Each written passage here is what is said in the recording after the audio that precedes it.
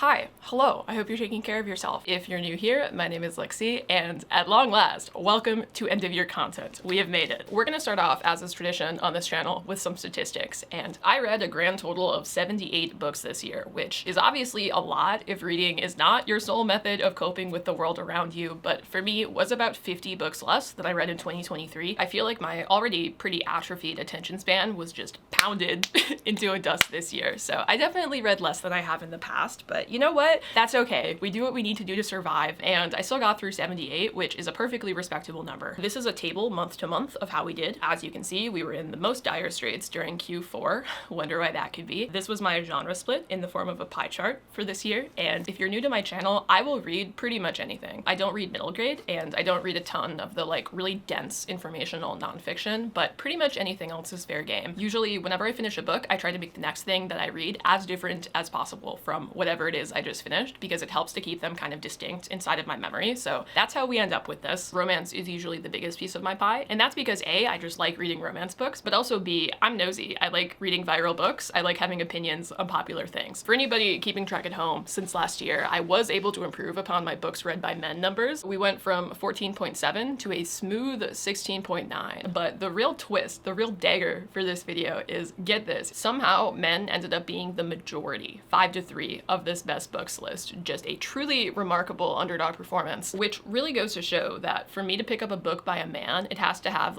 extreme aura. I have to be quite confident that I will love it. And normally when I feel that way about a book, I'm right. So shout out to men for working twice as hard for half the pay this year. I really appreciate you guys going above and beyond. Maybe next year I'll give you an extra percentage point or two of my resources. I also made a bar graph with all of the ratings that I gave this year, and it's not a standard distribution, but honestly, I feel like if you read for fun and your rating scale is a standard distribution around 3, you have literally no idea how to self-select books that you will enjoy. I think that my most common ratings being between a 3.5 and a 4.5 is a pretty good place to be. I would like to have had more 5-star books, but I'm just kind of becoming more and more bitter with every day orbiting this dying star. Obviously, that's mostly a joke, except for the ways that it's not, but I'm just kind of picky. Books I give 5 stars have to really feel like unique and profound experiences that I can't just get from anywhere else in the minds. You know what I'm saying? But yeah, that's all I have to share for statistics, and obviously worst books list is also in the near future, but we're trying to beat the hater allegations that I got last year in that video, so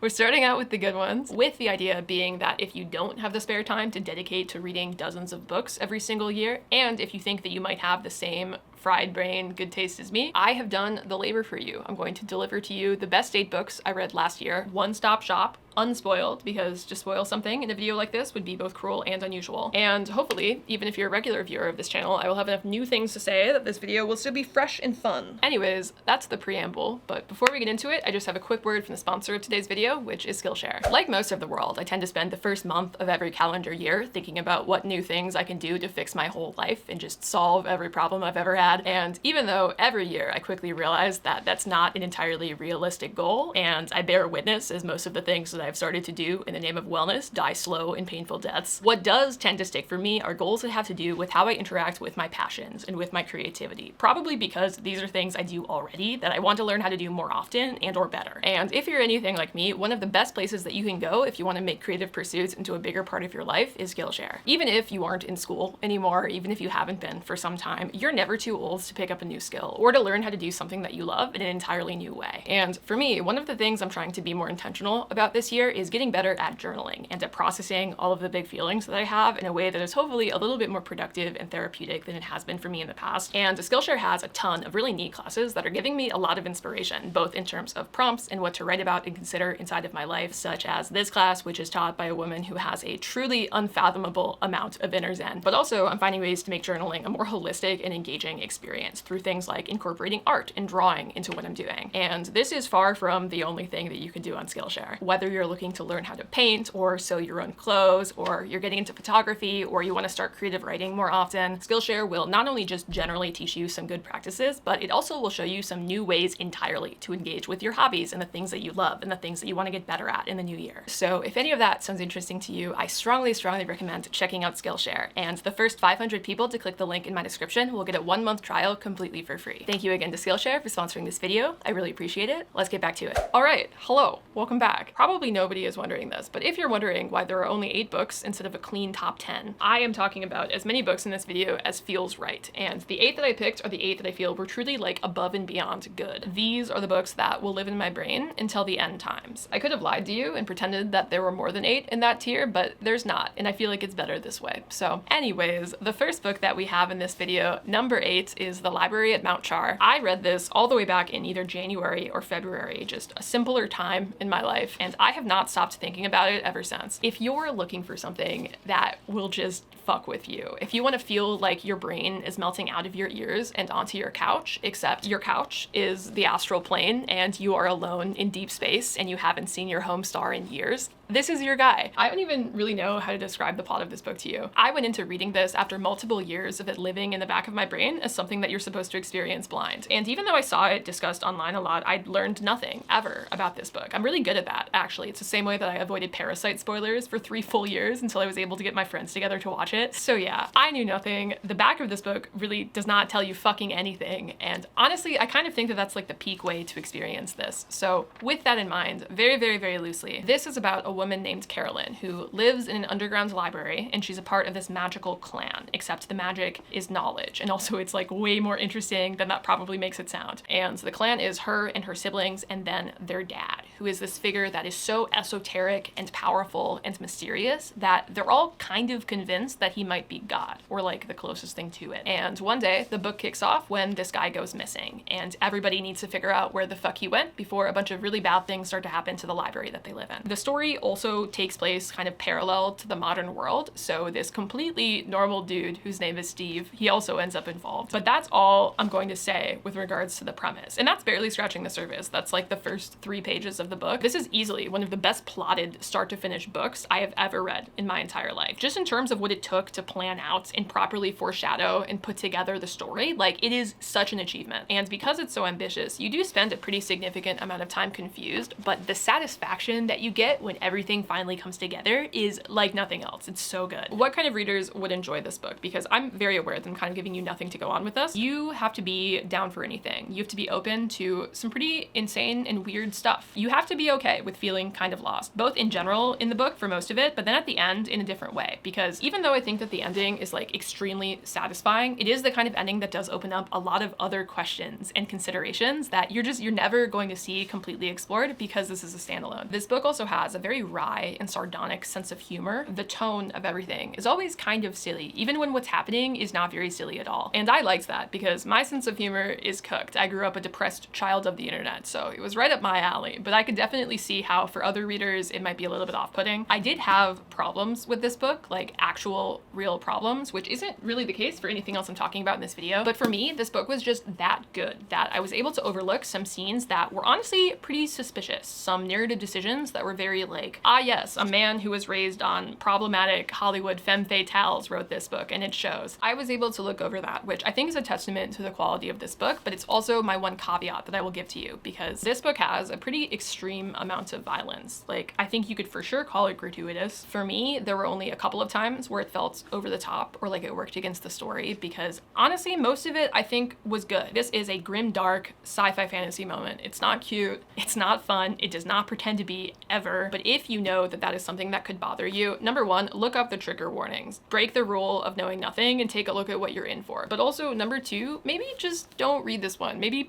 pick up something else and don't like set yourself up for failure, because it's a lot, and anybody who pretends like it's not a lot is lying to you. But I loved this, regardless of the flaws I felt it had. I still think about the ending all of the time. Honestly, I think that this might be my favorite ending of the entire year. It just really worked for me. I don't know, great book.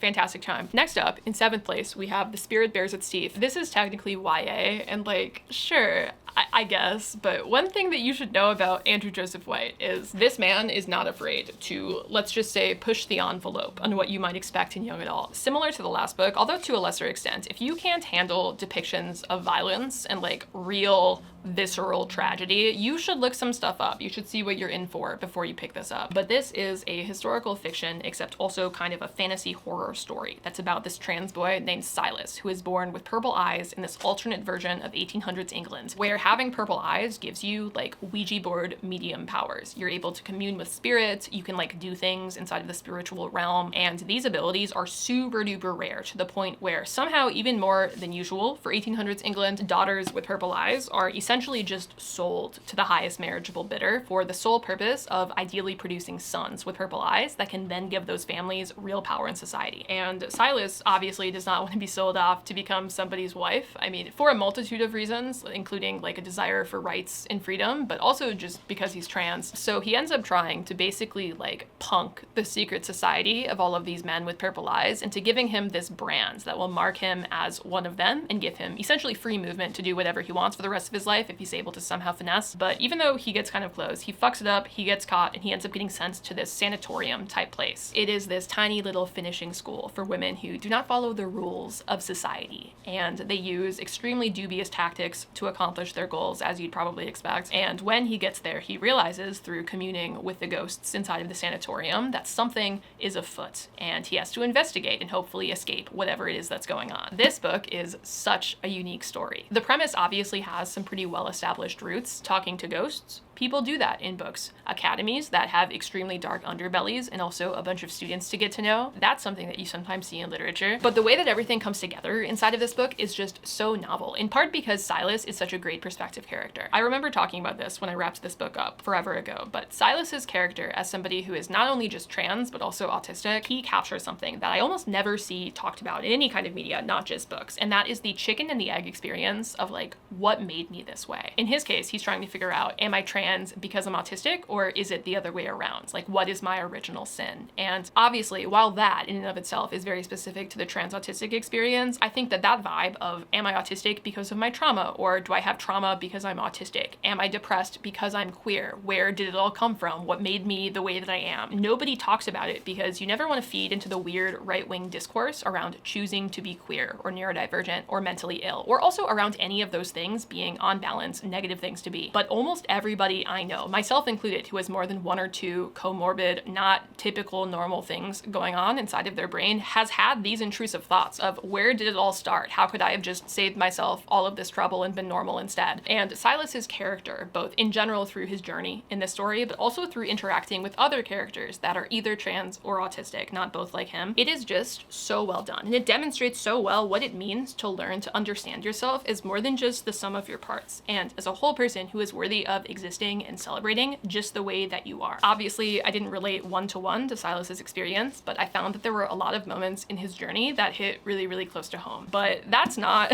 really the vibe of this book. It doesn't have wholesome coming of age, love yourself energy. It's just that's something else that this book is able to do, in addition to it being a really neat paranormal investigation story that is, again, quite fucking dark for YA. So just keep that in mind. But if you're down for it, this book is fantastic. I could spend another 5 to 10 minutes bullet pointing all of the reasons why I think this is fantastic, but you should just read it for yourself and you'll see what I mean. Next up, in 6th place, we have my favorite romance book of the year, and in a kind of weak year where I feel like every romance book I enjoyed was like 4 stars and therefore won't really be accounted for inside of this list, I did have one that really reminded me why we still do it, and that was Half a Soul by Olivia Atwater. I have talked about this book quite a lot recently, so I'll try to keep this relatively brief. I say as I lie, but this is a historical romance that follows a girl named Dora, who, when she was a child, had half of her soul taken away by a fairy. And as a result of that, all of these years later, as an adult, she's just a little bit weird. She doesn't very easily relate to the people around her. She feels emotions kind of weirdly. She interacts with people in a way that makes it clear that she's kind of odd, and she just doesn't really fit in, especially to a Victorian society where, even more than usual, women are expected to act in a particular way in order to get married and not end up spinsters forever. And while Dora is pretty chill with her situation, her cousin, and really her only friend in this life, Vanessa, she wants Dora to not just be doomed forever. So when Vanessa goes to London for her season to find her own husband, she drags Dora along and goes out of her way to find and introduce her to this guy named Elias, who is this extremely powerful court magician who might be strong enough to help Dora out. It's difficult for me to capture exactly what made this book go just so unbelievably hard. Elias and Dora are a level of precious inside of this book that you have never seen before. It's peak banter, peak vibes. Elias is just an angry leftist magician who who hates everybody in the world except for his one friend, and Dora doesn't give a fuck. She's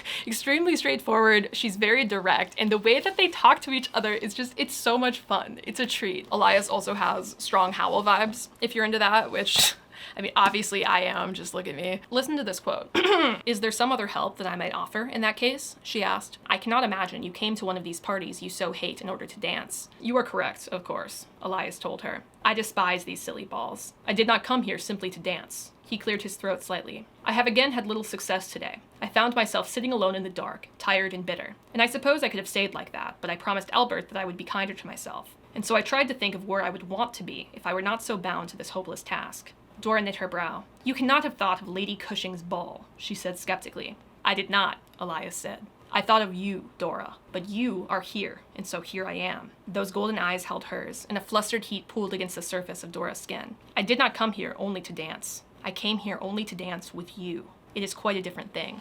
It's just so tender, and the whole book is like that. There's also this scene with some lights that, like, I actually think is the only thing I read this entire calendar year that physically made me swoon. I was losing my goddamn mind. It's like the author found a way to bottle the concept of joy and whimsy and then hand-delivered it directly to me in the form of this book. I don't know, man. If you want something that is very cozy, that has Regency era vibes, but like not derogatory. I feel like normally I find Regency era stuff to be kind of boring, but it's not boring here. If you want a book that is also a shockingly good representation of neurodivergence, in my opinion, if you want to kick your feet and perhaps engage in a little bit of tee-heeing as a treat, this is peak, this is class, this is brilliance. You cannot go wrong. Okay, next up, in 5th place, we have The Will of the Many. This is a book for anybody who has graduated from the James Cameron school of just wanting to have a good time. If you're really into the gajillion-dollar CGI action movies, but you're also willing to take it kind of slow and feel a little bit confused, I feel like the Venn diagram between people who enjoy those things and this book is just a circle. This is about a guy named Vis, who is the last surviving prince of a kingdom that was taken over by the hierarchy, which is the ruling nation of this world and clearly takes like a ton of inspiration from the Roman Empire. The hierarchy basically went into this guy's island nation and just slaughtered his entire family in order to take over. And they thought that they got him too, but they didn't. He was able to escape. And now, at the start of this book, a couple of years have passed since then, and Vis is now 17 years old, I think. And he harbors no delusions that he'll just be able to overthrow the hierarchy. Like, that's not really something that he sees as realistic. His main goal is that he just wants to escape participating inside of the magic system that is directly tied into the politics of the world. Most notably, once you come of age, once you turn 18, you're supposed to start tithing a portion of what is functionally your life force. It's called your will. You are supposed to start tithing half of that to whatever person is in charge of you. And then that person also tithes half of all of their accrued life force, not only theirs, but also all of the people below them. They give that to the person above them in the hierarchy. And it's basically a pyramid scheme like that, all the way to the top. And the more will that you have, the more power that is tied to you, the more abilities that you start to have access to. Will can make you stronger, it can make you sturdier, it can give you like telekinesis and the ability to like imbue objects to make them do things that you want them to do, and to participate in this system that empowers the people at the top to take over kingdoms such as Vis's. To him, it would be to surrender whatever dignity he still has left. So at the beginning of this book, he is living in the slums of a city, just prize fighting on the side to hopefully, I guess, save up enough money to somehow get off the radar of the hierarchy. Like, he doesn't really have a plan, but instead, because he's just so smart and good at fighting, he ends up getting noticed by this guy who is in this high position of power in the society. And this essentially has the choice to like get adopted by this guy and go and spy for him, or alternatively just end up fucked and caught doing things that he shouldn't have been doing and forced to tithe inside of the society. So the choice kind of makes itself. He gets adopted and he is sent to this college academy where all of the prominent government people in the society send their kids to like compete for the best positions, with the idea being that Vis can investigate and hopefully find out a bunch of secrets about this academy that he can then bring back to his adopted dad in the hopes of solving this really mysterious death that occurred many, many years ago under extremely suspicious circumstances. The academy is super disconnected. It's like on an island alone in the sea to hopefully make things fair for all of the students who are competing there. So you really have to actually be there in order to investigate it. So that is why his adopted dad needs his help. And yeah, that's what Vis does. He trains and becomes goated at like every imaginable skill that he does not already have. And then he goes to the academy and learns about the machinations ends of the world and investigates the mystery, and a lot of crazy things happen. This, to me, is the perfect blockbuster fantasy. It's the kind of book that makes you feel like you could challenge God to a 1v1 duel and come out the winner. Like, there are just so many moments inside of this book that have you punching the air with your fists because it's so cool, it's so metal. There definitely are breaks in the action, there are some lulls, but it's all really interesting. It's basically one non-stop training montage for the most competent man alive. If this book has justified haters, it's the people who are pissed off that Vis can just do anything. He's somehow accrued every meaningful skill that he could possibly need at a very young age. And I mean, they're kind of right. He probably is a little bit too good at everything. He's a little bit of a Mary Sue. But me personally, I didn't care. I feel like you see him work for it. You see enough of a grind. And the conveniences of him having all of these skills are balanced out by just how thoroughly the world is determined to fuck him over at every turn. And also, through being such a hyper-competent weapon, he's put into a really difficult position by all of these different people who want to abuse his abilities in order to achieve their extremely different ends. And I also just liked him as a character. Like, he's overpowered with what he can do, but he's also tortured. He's been through a lot, and he's really easy to root for as a result. I really enjoyed his journey during this book. I think it was really interesting. But yeah, the plot of this book is just so neat. It's a good time. The ending made me feel like I got hit by a bus and then the bus reversed and came and ran me over again. Trigger warning, this series is not complete, and I could definitely see the rest of the series not sticking the landing that I feel like this book created, because I'm just a doomer. I'm always afraid of the things that I love disappointing me. But for now,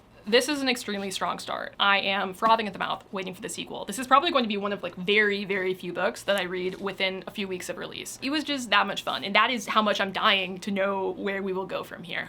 Next up, in fourth place, we have Just Mercy by Bryan Stevenson. This is a memoir by the lawyer who founded the Equal Justice Initiative, which is a nonprofit that advocates, generally speaking, for the incarcerated across the country, but most specifically for people who are on death row, especially in southern states, where defenses for people who are on death row are among the worst in the entire country. And what I'm about to say will sound extremely non-serious, but I mean it very seriously. I feel like consuming Death Note at a young age had an outsized impact on my morality. Death Note, if you are unfamiliar, it follows a man who finds a journal where if you write somebody's name inside of the journal, they will die. And Light, the guy who finds it, has a pretty strong sense of internal justice, so he immediately plans to use it to like purge evil from the world. He starts killing criminals, they're dying extremely mysteriously of heart attacks, and he begins this cat and mouse chase with a detective who's trying to figure out why all of this is happening. Important to note, Light also has this thing where he's like, if a criminal feels sorry enough, if they feel bad enough based on my definition of how bad they should feel and what that should look like, or if they had just cause for their crime, as determined by me, a high school honor student, then I will consider letting them live because I am magnanimous and kind. I feel like there are a lot of ways to interpret Death Note politically. Unlike some people online, I don't think that it really has a single obvious thematic message, and the impact it had on me is less what actually happens and more so just the thoughts that you think when you work through that basic premise of what would you do in this situation. And I distinctly remember as a child going down the pipeline of, wow, Light is so based and cool and crime is really bad, to realizing, wait, Light is actually kind of evil and people don't deserve to die just because they've done bad things. Killing them might feel good in the moment, but it doesn't actually solve any of the problems that made the crime happen. And in general, that's what retributive justice is, right? Like, you're essentially just cutting off the heads of a hydra with very little effort made to fix the actual systems that are at play in creating crime in society. Other than taking out the FBI agents who are after him, Light doesn't really go after anybody who isn't a common criminal. He's not like toppling the whole machine with the Death Note. He's still operating, for the most part, within the constraints of the system. He's just dealing out a harsher version of the same consequences to the same people. And I think Death Note makes it really easy, especially at the beginning, to interpret Light as a vigilante. So what I'm about to say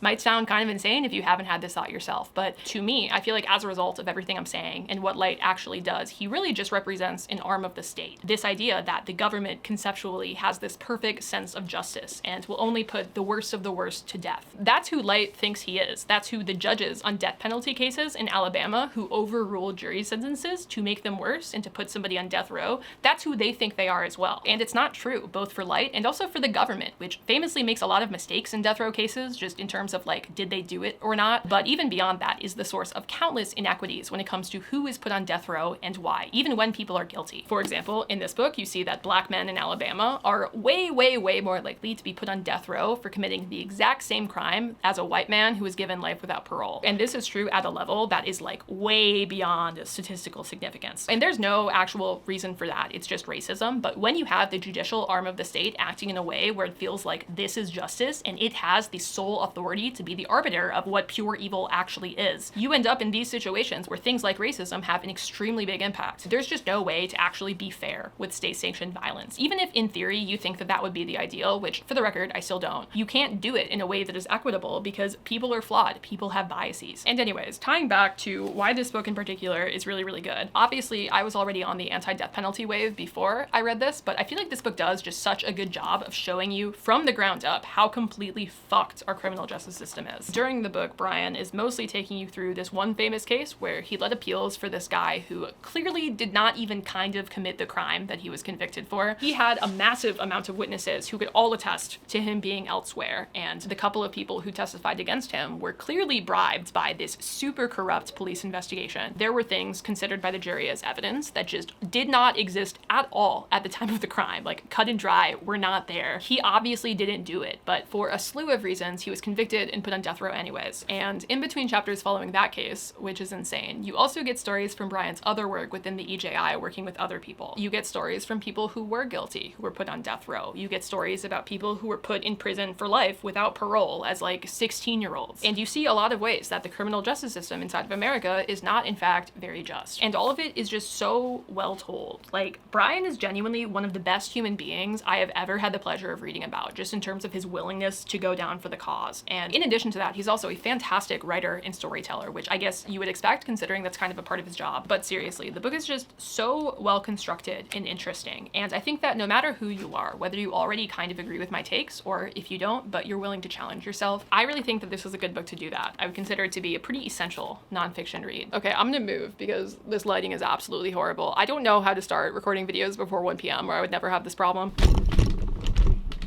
We're so back. Every single year, there's a book I don't give 5 stars where by the time I make it to my end of year wrap up, I'm like, what was I doing? What was I thinking? And this year, taking that place of honor is our 3rd place book, The Spear Cuts Through Water. After thinking for an excruciatingly long time about this, I do think that this was my favorite fantasy book that I read all year. And it's also a really hard book to describe, partially because it's kind of the opposite of The Will of the Many. The Will of the Many is a well-trodden path. It's wonderfully done, like it's really fucking good, but it's something that you kind of feel like you've seen before, or at least all of the parts of it are familiar to you, even if together they become a whole that is pretty special, even if the direction of future books might be kind of crazy. At the end of the day, in terms of the reading experience, in terms of the emotional beats of the story, you kind of know what to expect. This is not like that. This is, as much as anything I have ever read, a completely singular story. What really sets this book apart for me is I have not read something that plays this ambitiously with perspective and characterization and the way that the story is told in a way that really should be confusing. Like, it should be the fucking worst to experience as a reader, just in terms of factually what the author is trying to do, but the execution is just so masterful that it works. It cooks. And what I actually mean when I'm saying all of that, because I acknowledge I have truly given you nothing here, how this book works is you have this character who's written in 2nd person. It's a you character, but it's not a reader insert. Like, he's very much a character in his own right, but he's just a guy trying to make his way in the modern world who often ends up thinking about stories that his grandmother would tell him when he was a kid about this like dream theater that she was taken to once upon a time. And his grandmother has long since passed, but as an adult, one night he finds himself waking up inside of this dream theater that he thought was fake his entire life. And stay with me, in this theater, a bunch of actors come out and a production starts to play. And the production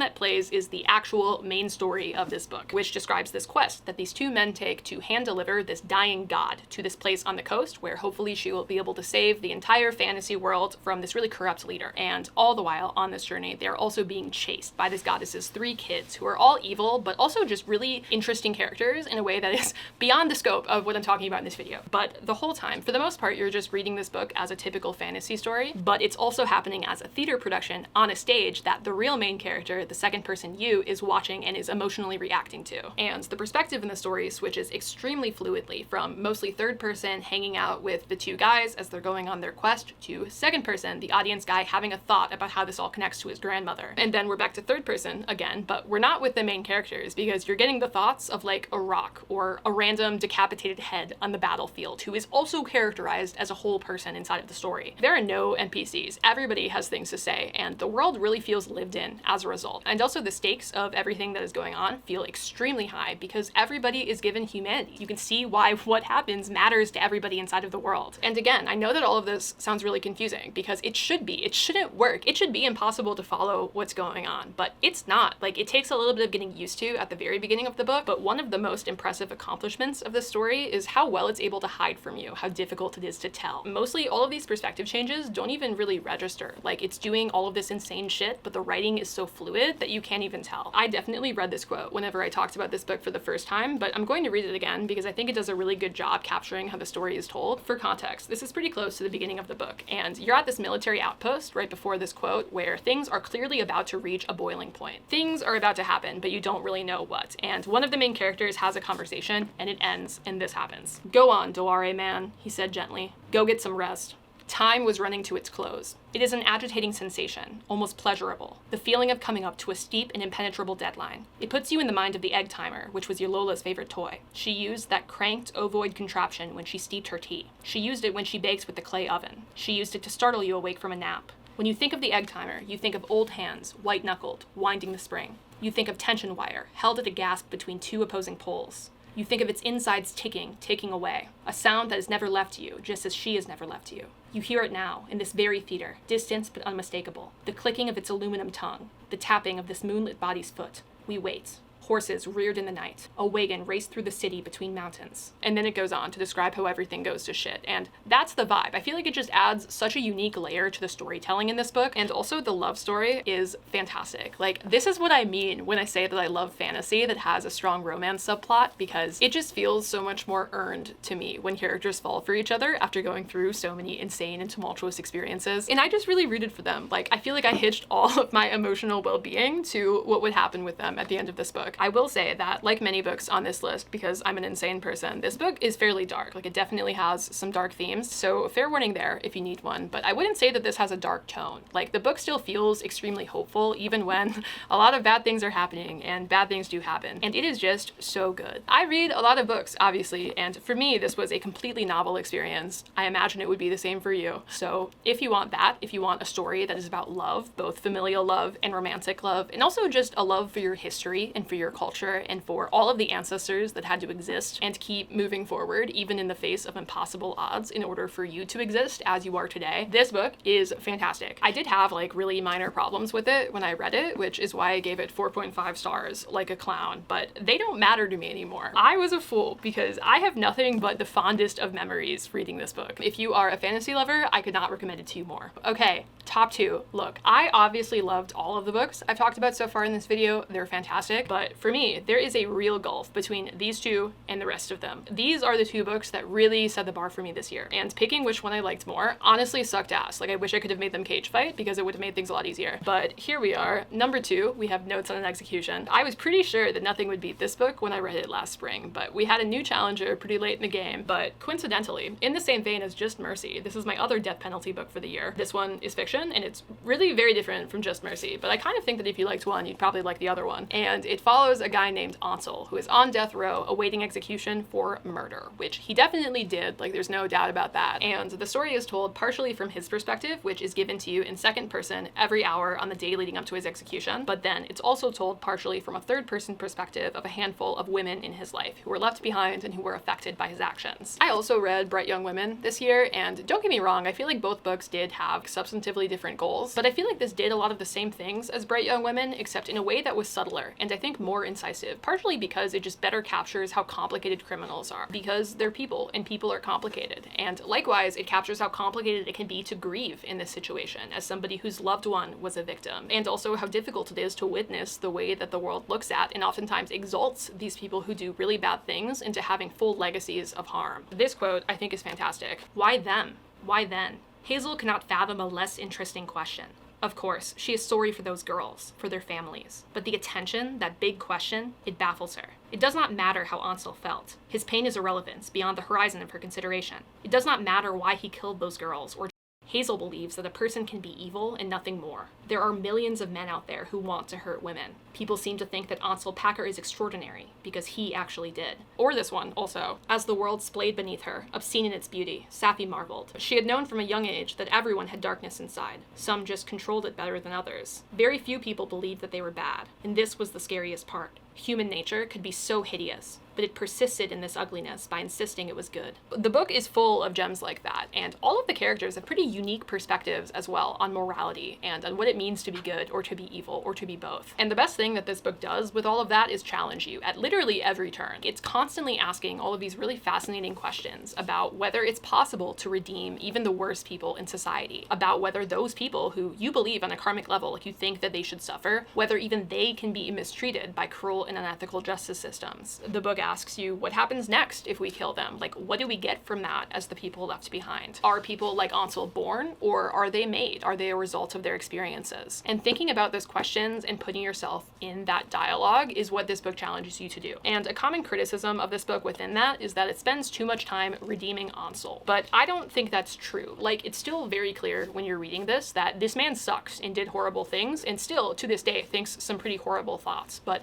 there's more to it than that, because he's not just a caricature, he's an entire person. Because that is the frankly terrifying truth, right? It's that whole entire people who have parts of your lives that really make you feel bad for them. They can turn into murderers, they can do horrible things. But even beyond that, I feel like the book is also buoyed against being too easy on Ansel by how well it respects his victims and captures the lives that they could have and should have been leading. And it's just a masterpiece. The entire thing is just so heartfelt and well done and tragic and, again, incisive in how it critiques the whole culture of true crime in the justice system. I have recommended this book to everybody that I know inside of my real life. I've been like very annoying this year about Notes on an Execution, if you know me well. It's just one of those books for me. And I want to leave you off with this quote, which I think is so good. As Safi leaned against the back room wall, Izzy's hair in her lap, she was transported into a hallucination that had stalked her for years now, a parallel universe that felt sickening, nearly fatal in its limitlessness. A highway, dusk, a flicker of long black ponytail. Izzy had died at 16, but she was older here. 19, maybe 20. Windows open, air whipping hard, an old bluegrass song twanging from the radio. There would have been a boy sitting in the passenger seat. Izzy would not have loved him, not here, maybe not ever, but this wouldn't have mattered in the hot flush of youth. His calloused fingers creeping up her thigh, the horizon bleeding behind the Adirondack peaks. In this almost world, the substitute reality that lingered like a daydream, Izzy was never a pile of bones on a table. She was bright and golden, a blazing instant of mundane and perfect glory. I just strongly recommend. Okay, before we get into my top ranked books, I thought it would be kind of fun to do a slideshow of some other things that I was way too into this year. You know how at the Oscars or other awards shows, they do the slideshow to sad music of all of the people who have died that year?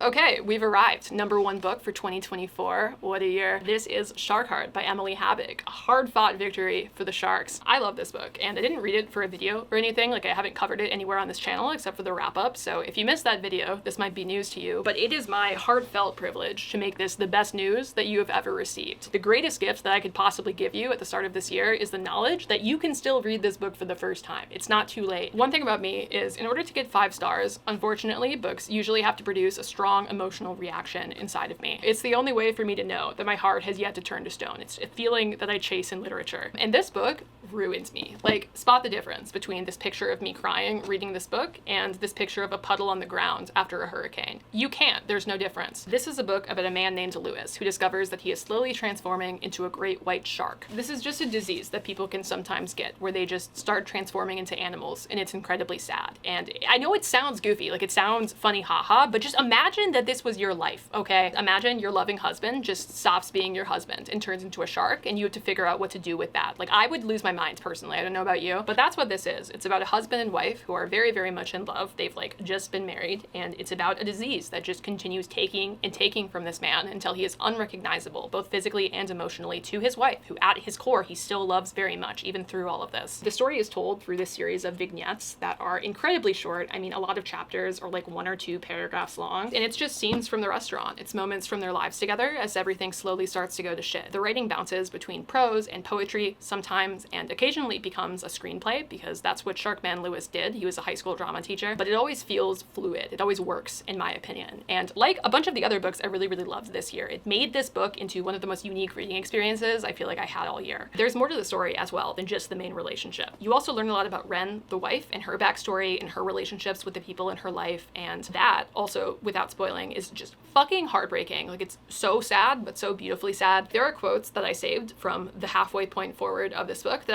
I refuse to read them to you, because I feel like you have to experience them in their natural environment in order for them to hit the way that they're supposed to. It's just, you have to do it. But as a treat for you, and because I want to convince you to read this book, here are some quotes from earlier in the story that I think work on their own. This one is basically how the book opens. This is a part of Lewis's proposal to Ren. Will you let me stand beside you on your plot of earth? We'll tell the seeds to grow tall around our ankles, and when the wind gives us sycamore seeds, we'll raise them as sprouts, seedlings, saplings, until they overpower, shade, and nurture us. Our trees will grow for 200 years or more as our union becomes even more unquestionable and strong. Unquestionable because no one will remember a time when we were not creating our universe. Strong because trees 200 years old have been great witnesses to it all. Then, one day, we'll die gladly into the soil we shared, and fungi will take over what was once our bodies. Bouquets of mushrooms, little families, will mark the place of our lives. To be of the ground is to be of life. You taught me that. And then this one from a little bit later. The surface of love was a feeling, but beyond this thin layer, there was a fathomless, winding maze of caverns offering many places to see and explore. Ren used to think romantic passion only grew more intense in the depths. But this belief was naive and impractical, a byproduct of a certainty-obsessed culture that equates love with longing and views ambivalence as a fatal flaw. Ren saw now how passion was delicate and temporary, a visitor, a feeling that would come and go. What remained strong in the deep, the hard times, was love as an effort, a doing, a conscious act of will. Soulmates like her and Lewis were not theoretical and found. They were tangible, built. It's just so beautiful. And like, reading you quotes, honestly, I don't even think captures half of the way that reading this book makes you feel. Because to me, more than anything else that I read this year, it feels like reading this book is like experiencing a piece of art. I can't praise this book effusively enough. Emily, as a writer, you can just tell, has such a deep understanding of the human condition and of what it means to love somebody through their absolute darkest days. You could read into this metaphor as being about dementia or cancer or any degenerative condition that makes the people you love not completely themselves anymore. But at the same time as all of that, this is also a story about hope and self-discovery and about finding a way to move on from the worst things that could possibly happen to you. This was an instant classic for me. It's pretty rare that I return to books. I'm not typically a big rereader. There's really only a small number of things that I consistently go back to. One of them being my favorite book from last year, and another I know is going to be this one. It's a remarkable story, and I could not recommend it to you enough. And that's everything. Those were my 8 favorite books for this year. Thank you guys for making it this far in the video. I appreciate you. If you have read any of these books, especially if you've read one of them on my recommendation, please tell me, because that is genuinely one of my favorite comments to receive. Just the idea that a story that is very important to me has also become extremely important to one of you. It just makes me really happy. It's like one of the reasons why I do this. So let me know if that's you, but even if you didn't like any of these books, you should also let me know, because I can take it. And also tell me what your favorite books were this year, because I'm always looking for something new to read. I love crowdsourcing recommendations from comments. I mean, I actually picked up Shark Heart in part because I got a bunch of comments about it over the course of like a year and a half. And yeah, that's all. I will see you very, very soon with the dark side of end of year content, and we will all collectively pretend that these videos are not extremely late. Okay? Okay, that's everything I have to say. Bye!